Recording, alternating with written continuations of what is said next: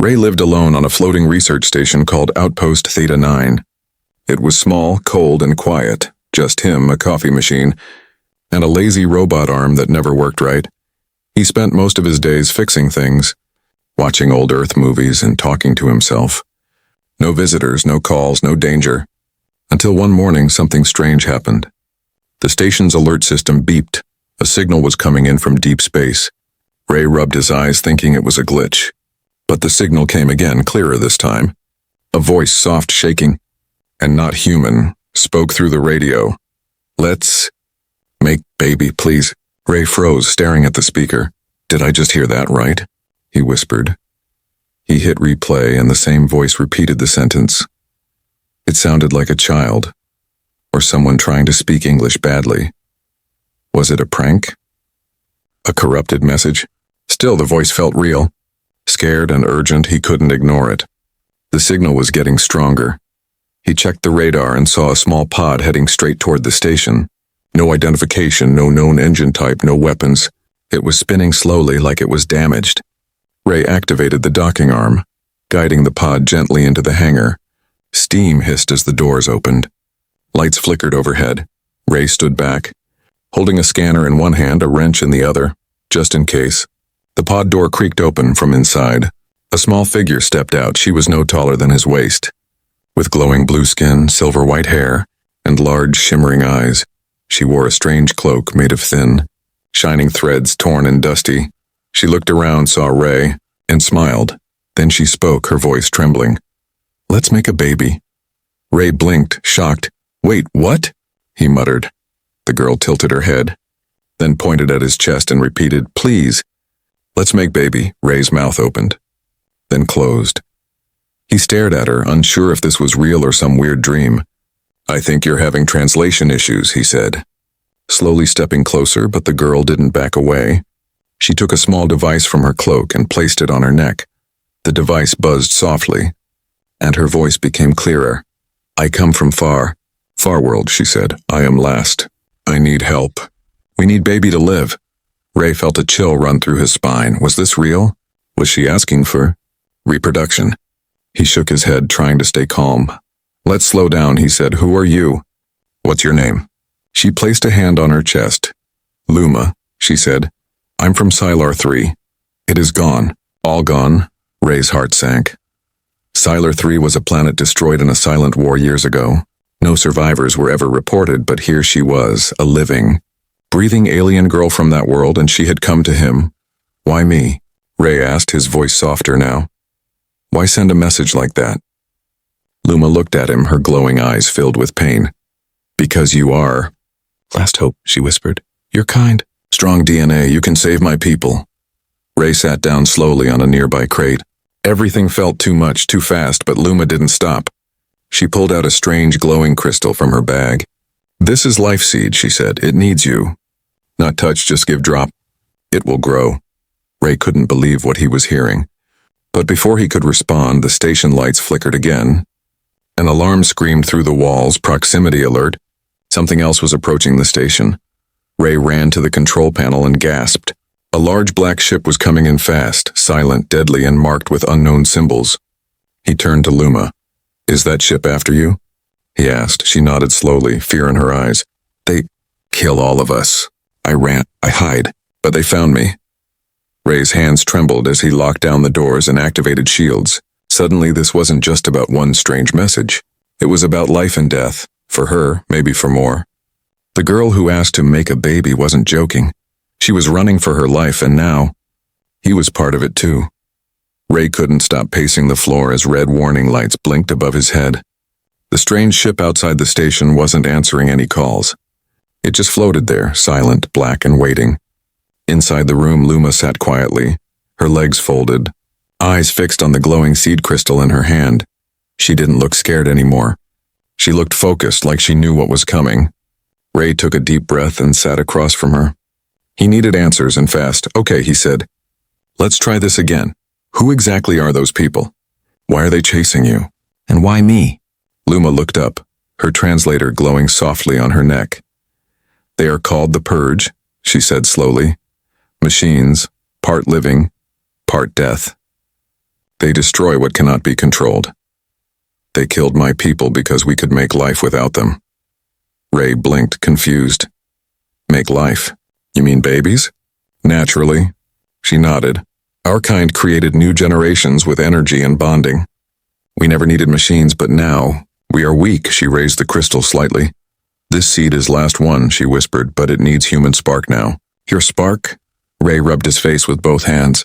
Trying to process, Luma, I'm an engineer. Not a scientist or a father. Or some genetic key to an alien future. But you are, she said, calm but firm. Your blood. Your cells? They match, Ray frowned. Match? How do you even know that?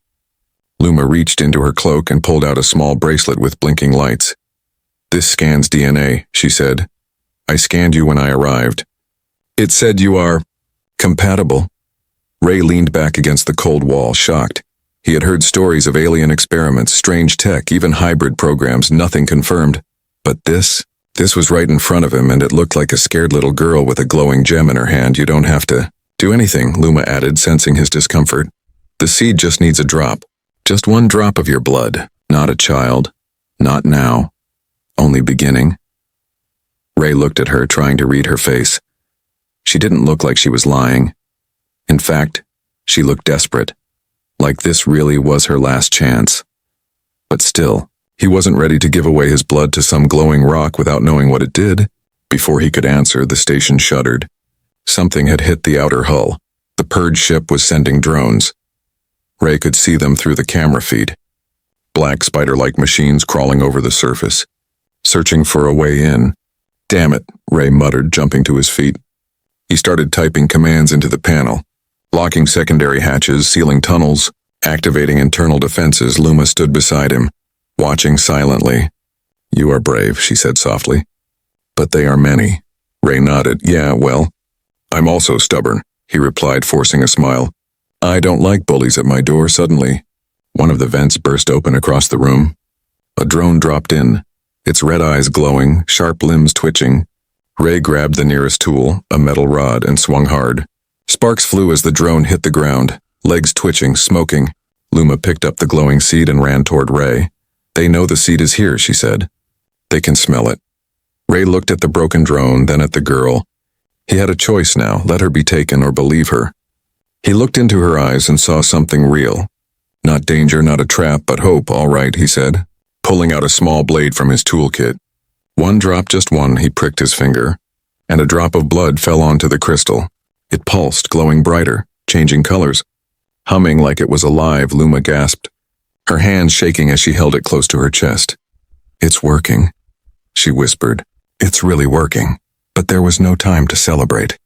Another drone crawled out of the ceiling, then another from the hallway. Ray grabbed Luma's hand and pulled her toward the emergency stairs. Come on, if we're going to survive, we need to get to the lower decks. As they ran, lights flickered and the station shook again. The purge were not just hunting, they were invading. And now Ray had a new problem. He wasn't just protecting himself anymore. He was protecting the last living spark of a dying race, and for some reason, he didn't feel afraid. He felt angry. No one asked for this, but now that he was part of it, he wasn't going to let them take her. Not now. Not ever. The hallway was cold and dark, filled with flickering lights and the sound of metal groaning under pressure. Ray ran, pulling Luma behind him, her tiny feet struggling to keep up behind them. The sound of clicking metal legs echoed. Drones were inside now. They weren't just scouting anymore. They were hunting. Down this way, Ray shouted, turning sharply through a maintenance tunnel. He had built this part of the station himself years ago. It was small, dusty, and forgotten. Maybe it would buy them some time. Luma followed closely, clutching the glowing seed against her chest. She didn't cry, even though she was clearly scared. She kept her eyes forward, focused, determined. That made Ray run even faster. They reached an old storage chamber filled with broken crates and unused machines. Ray sealed the door with a welding torch and stacked heavy panels against it. He turned to Luma, breathing hard. Okay, you're going to have to tell me more, he said. Fast. Luma sat down on a crate and looked up at him. The seed has begun, she said softly. It holds memory of my people. It needs your spark to complete it, but now the purge can feel it too. They hunt energy, hope, anything they cannot control. Ray crouched in front of her, wiping sweat from his forehead. So what happens if the seed fully activates? It grows, she said, her voice barely a whisper. Not just a child, but a whole mind, a chance to begin again. It will need protection, food, knowledge, and love. Ray let out a shaky laugh. Love, huh? I live alone on a floating metal can, and now I'm a dad to an alien crystal. Luma smiled faintly, her eyes glowing in the dim light. You are better than you think, she said. You gave blood without fear. My people would have called you guardian. Before Ray could answer, the lights flickered again. Then they went out. Total darkness. The station's backup power had failed, cut from the main grid. Ray reached for his flashlight and turned it on. A red beam cut through the shadows, but it didn't make him feel any safer. From behind the walls, a scraping noise started, like claws against metal, slow and steady. Then another sound, clicking, whispering, like static and hissing mixed together. Purges talk through machines, Luma said. Stepping closer to him, they infect systems. Speak through wires. Suddenly the intercom turned on. A cold, broken voice echoed through every room. Give us the seed. Ray froze. They're in the system, he said. They're watching us. Luma held out the seed, which pulsed with a warm white light. It seemed to push back the darkness just a little. They can't touch it, she said, not unless I die. Or you give it freely. Ray looked at her, shocked. They're going to kill you just to reach that thing? Luma nodded. Yes, that is their way. Control or destroy. Ray stood up and grabbed a nearby crate, pulling out old power cells and a small plasma cutter. I'm not giving you up, he said, and I'm not dying here. He started building something, connecting wires, charging cells, welding pieces of scrap metal together. Luma watched silently, confused. What is it? She asked. Ray grinned slightly. A gift from humanity. A trap. Just as he finished placing the last charge near the entrance, the door shook. Claws slammed into it from the other side, hard and fast. The metal bent, screws popped. The panel glowed red from heat. They're cutting through, Ray said, stepping back. Stay behind me when the door drops. Run left! The door burst open with a loud crack, and a long spider-like drone crawled through. Red lights blinked on its head, sharp arms reaching forward. Ray hit the switch. Boom! An explosion of sparks and fire lit up the hallway, sending the drone flying back in pieces. But more were coming, crawling over walls, ceilings, and floors. Ray grabbed Luma's hand again. This way, he shouted, running toward a small hatch at the back of the room. It was a crawl tunnel that led down to the old escape pod hangar. Are we leaving? Luma asked, her voice shaking. Not yet, Ray said. But we need a way out if things get worse. They crawled through the tight metal shaft, their hands and knees aching with every step. Behind them, the sound of metal scraping grew louder. Luma looked back and whispered, They're close. When they reached the end, Ray opened the hatch to a dusty, unused room, broken chairs, empty lockers, and an old emergency pod sat in the center. It was small, barely big enough for two. Ray checked the control panel. It still had power. If we need to run, he said, this is where we'll go. Luma looked up at him. What if they find us here too? Ray crouched beside her and said, Then we don't let them win. He picked up a wrench, cracked his knuckles, and looked back at the hatch. For now, we hide. But when the time comes, we fight. The seed pulsed again, this time brighter, like it understood what was coming. The old emergency room smelled like rust and cold metal. Ray closed the hatch behind them, placing a heavy beam across it. He didn't know how long it would hold outside. The sound of claws still echoed, metal scraping metal. But for now they had a moment of silence. Luma sat beside the small escape pod, breathing softly. The seed crystal in her hands glowed brighter than before. It pulsed like a heartbeat, warm and alive. Ray crouched in front of her, brushing dust off his jacket. You okay? He asked. She nodded slowly. Yes. But the seed is changing, growing faster than expected. Ray looked at the crystal, noticing its light spreading to her fingers. It's feeding off you? Part of me, yes, she replied. It needs memory, soul. But soon it will need protection. Ray frowned. Protection from what? From them, she said, looking toward the hatch. They want to erase us. Every trace. Ray stood and walked to the escape pod, brushing dust off the side. It was old but functional.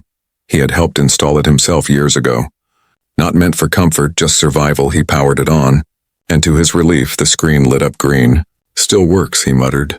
Barely. Suddenly, the walls trembled. A loud metallic bang echoed through the hatch. Then another, stronger, heavier. They found us, Ray said, grabbing a metal pipe from the floor. They know this is our last safe spot. Luma stood slowly, her glowing eyes full of sadness. There's one more thing I didn't tell you. Ray looked back, heart sinking. Please don't say it's bad. She nodded. It's the only way to complete the seed. Ray's stomach tightened. What is it? Luma stepped forward, holding the crystal with both hands. It must bond. Through choice, not force. You must protect it not as duty, but as family. Ray stepped back, confused. Family? I don't even know what I'm doing. Luma smiled softly. You chose to help me. You risked everything. You already are.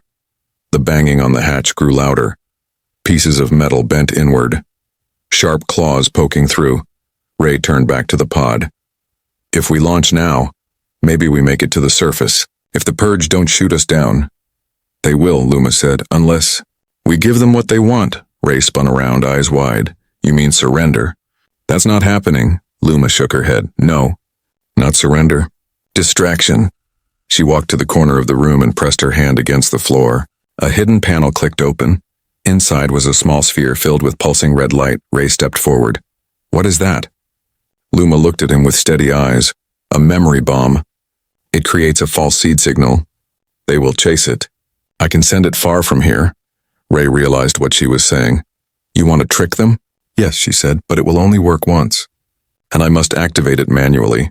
Ray stared at her, shaking his head. No way, Luma. You're not staying behind. You must take the seed, she said firmly, placing the glowing crystal in his hand. It will listen to you now, because you chose. Ray looked at the crystal, its light now mixed with a faint red spark somehow. It felt alive, it felt like her. Please, Luma whispered. She must live. The banging stopped for a moment. Then a sudden loud boom shook the room. The hatch flew open, and a massive dark figure stepped through. Tall, armored, with glowing red eyes, it was the purge leader. He stepped inside slowly, scanning the room. Ray stood in front of Luma, holding the crystal tight. You want her? He shouted. You'll have to go through me. The figure raised one hand, but paused. The crystal pulsed bright in Ray's hand. Glowing like fire, the purge leader tilted its head. Unsure, that hesitation was enough. Luma raised the memory bomb and whispered a word in her language. A loud pulse of energy shot out, blinding and sharp. The purge leader screamed in static and rage. Stumbling back, Ray turned to Luma. Now, get in the pod! But she didn't move. Her body was glowing. Bright and warm, she smiled, tears in her eyes. She's ready, she said. Now go. Ray wanted to argue, but the walls cracked again. More drones were coming. He turned and jumped into the pod, sealing the door. The crystal pulsed in his lap. Quiet and alive, outside Luma stood tall, her cloak flowing like silver wind. The pod launched, shooting into space just as the room exploded in a wave of light. Ray looked back through the tiny window. The station faded behind him, burning. Gone. His heart ached, his hands shaking. But in his arms the seed glowed gently, and somehow, he knew. She was still with him.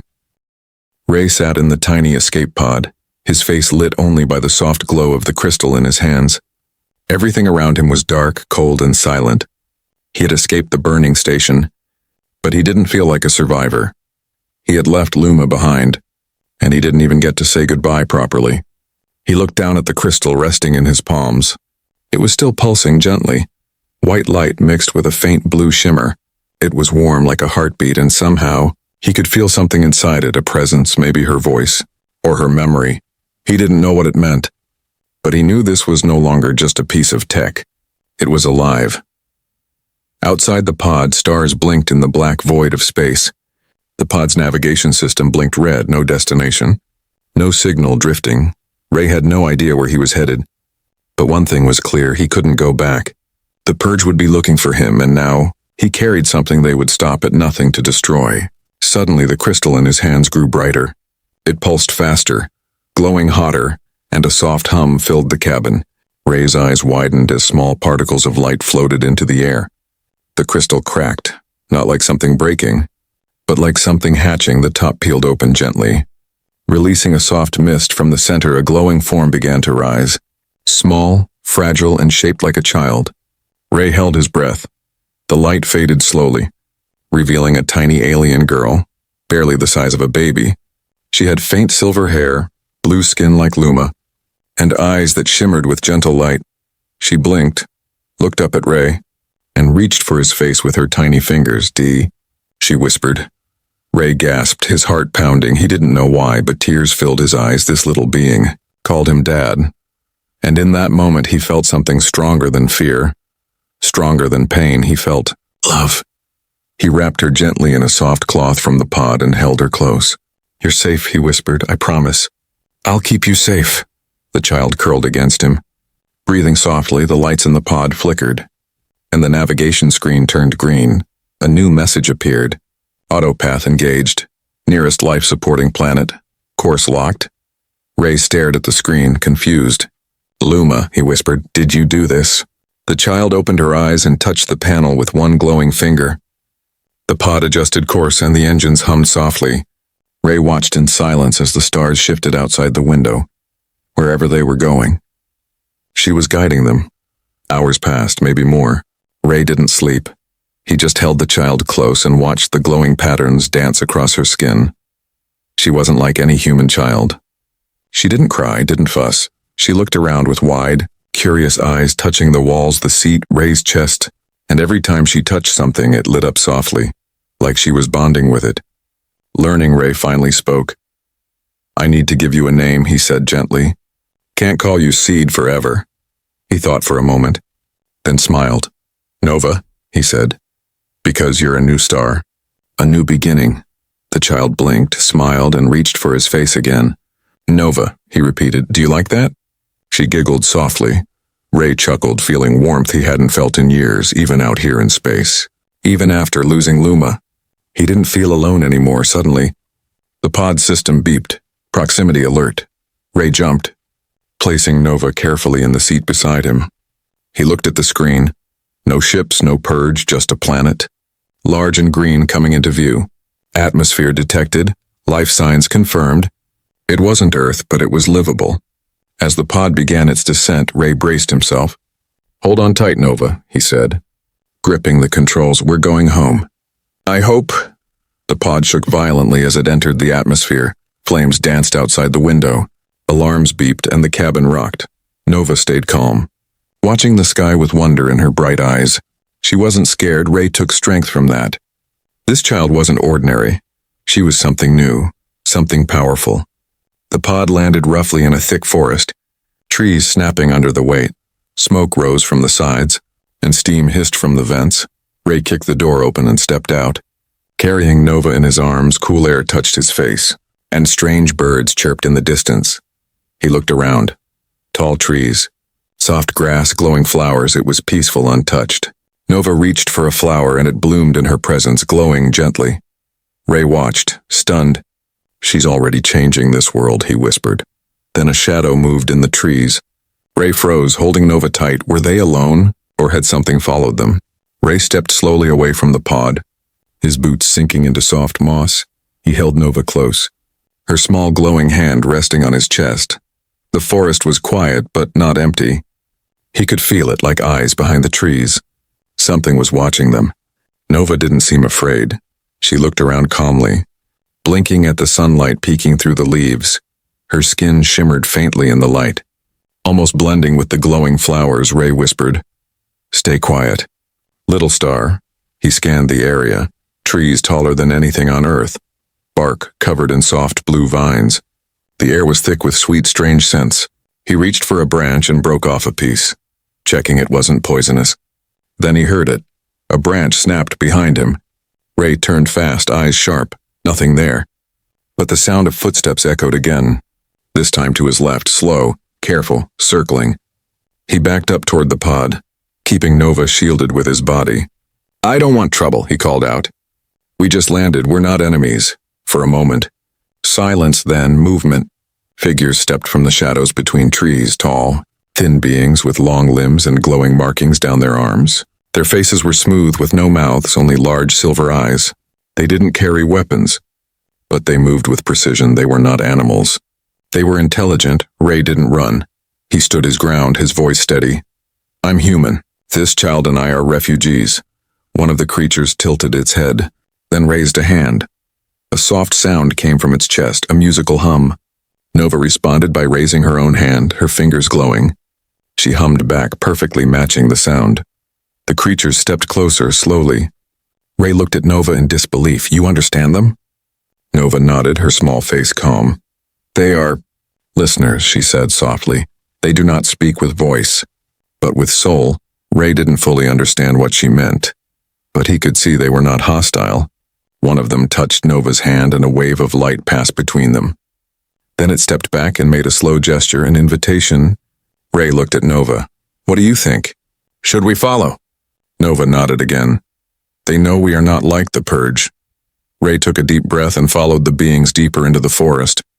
Their path led through glowing trees, over soft rivers and under arches made of light. It was the most peaceful place he had ever seen, finally. They reached a hidden clearing, where a giant crystal rose from the ground. It pulsed with life, much like Nova's seed once did. The leader of the beings turned and looked at Ray. A low hum came from its body. Nova stepped forward and placed her hand on the crystal. The ground trembled slightly. Then the crystal responded. It glowed brighter and revealed a hidden map in the air. Stars, planets, paths through galaxies, all spinning in front of them like a hologram. Ray was stunned. What is this? He whispered. Nova answered softly. This is where life begins again. The listeners have been waiting for one like me. Someone who carries light, not war. Ray dropped to one knee, overwhelmed. You mean they knew someone like you would come? Nova looked down at him. They didn't know who, but they knew the seed would return someday. One of the beings walked over and placed a glowing hand on Ray's shoulder. Suddenly he saw flashes, visions, memories not his own. He saw planets burning, stars falling, the Purge destroying entire species. Then he saw hope, hidden worlds like this one. Protected, waiting, Ray gasped and pulled back. They're protectors. Watchers of life, he said aloud. Nova nodded. And now, we are part of their plan. Ray felt something shift inside him. He was no longer just a survivor, not just a helper. He was chosen, whether by fate or accident. He was holding the future in his arms, and that future was glowing brighter every second. Suddenly, one of the listeners stepped back and hummed urgently. The crystal map changed, zooming into a distant part of the galaxy. A red light blinked fast. Ray narrowed his eyes. What is that? Nova's smile faded. The Purge. They're tracking us. The beings gathered quickly. Humming together in unison, a shield formed around the clearing. Blue energy rising into the sky. The listeners weren't just peaceful, they were powerful too. Ray turned to Nova. We're not running this time. Nova smiled softly. No. We're building. The crystal pulsed again, showing images of a growing city. Safe houses, energy fields, children learning. Humans and aliens side by side. Ray understood. This wasn't just a hiding place. It was a new beginning, and this time, humanity would help lead the way. The days passed quickly. Ray worked side by side with the listeners. Learning their quiet ways, they did not speak with words, but through energy, memories, and sound. Nova learned faster than him. She wasn't just growing, she was evolving. Each morning she stood by the great crystal, listening to the hum of the world. By evening, she was helping design small energy fields to protect the forest. She could communicate with the land. With the light itself, Ray watched her with pride. She had come from a dying species, but here, she was blooming like a new sun. But not everything was peaceful. The red light on the star map kept pulsing, closer now. The Purge hadn't given up. They were scanning sectors, tearing apart systems, looking for the seed, looking for Nova. One night, as the moon above turned deep purple, Ray stood outside their new shelter. He looked up at the stars, worry deep in his heart. Luma's face still haunted him. Her sacrifice, her strength, her hope. Nova was all that remained of her. Yet somehow she was more than anyone imagined. Dad, Nova said softly, stepping beside him. She was taller now, glowing brighter. Her eyes calm but serious. They're coming, Ray turned. How soon? Before the next sunrise, she whispered. But I am not afraid. Ray placed his hand on her shoulder. You should be, he said. I am. Nova shook her head gently. They fear me now, not because of what I carry, But what I have become. She walked to the crystal and raised her hands. The listeners gathered around her, humming in unison. The ground lit up beneath them, patterns of energy forming a wide protective ring. Ray stepped back, stunned. You can command them now? I don't command, Nova said. We are connected. And they believe in me. Ray watched as the forest changed. Trees grew sharper, rising like towers. Light spread through the roots. The clearing became a fortress, alive and glowing. It wasn't a weapon, it was a shield of life. That night the purge arrived. Their ships blocked the stars. Their shadows spread like poison across the skies. Ray stood beside Nova on a high ridge, his old plasma cutter in hand. Below them, the crystal pulsed like a heartbeat. I'm with you, he said. No matter what, Nova didn't speak. But her hand reached for his. Together they faced the darkness. The first drone dropped into the forest and vanished. The roots swallowed it before it could scan. Then 5 more came, blasting trees, searching. But the forest itself fought back, vines wrapping, branches striking, light blinding. Then the sky turned red. The main ship descended. A hole opened, and from it dropped a figure unlike the others. Taller, heavier, ancient. The Purge Prime. The one who had ordered Luma's world destroyed. The one who now wanted Nova erased. He stepped forward slowly, voice grinding like broken metal. Return the seed, or be wiped, Nova stepped in front of Ray. I am no longer the seed, she said, voice strong, glowing brighter than ever. I am the root, the light. The future, the Purge Prime raised a hand. Energy crackling, but Nova didn't move. Instead, she closed her eyes, and the crystal behind her flared white. The entire forest sang. Every tree, every flower, every listener hummed in harmony. Even Ray felt it in his bones, a deep, ancient power not to destroy, but to protect. The Purge Prime struck. Lightning shot forward, but it never touched her. A wave of light exploded from Nova, swallowing the energy. The drones, even the sky above, Ray shielded his eyes. When he looked again, the Purge Prime was gone. Their ships retreated, blind and broken. The forest stood untouched. Nova collapsed to her knees. Breathing hard, Ray rushed to her, lifting her gently into his arms. You did it, he whispered. You saved all of us. She looked up at him, eyes glowing faintly. I'm not done, she said. This is only the beginning. 10 years later. Ray stood at the edge of the valley, hands behind his back. The city had grown, homes built from living wood and crystal. Children played with glowing toys, both human and alien. Peace was real. And in the center stood Nova, now a young woman. Wise and strong, she spoke before leaders of many races. We are not a weapon, she said. We are the proof that life can begin again. My mother died so I could live. My father taught me to protect, not to destroy. Ray watched from a distance. Pride in his eyes, she had fulfilled what Luma dreamed. Not by making war, but by making peace. The galaxy would remember the day the Purge were turned back. Not by fire, but by a tiny alien girl who once said, let's make a baby. And in doing so, she gave birth to a new future for all.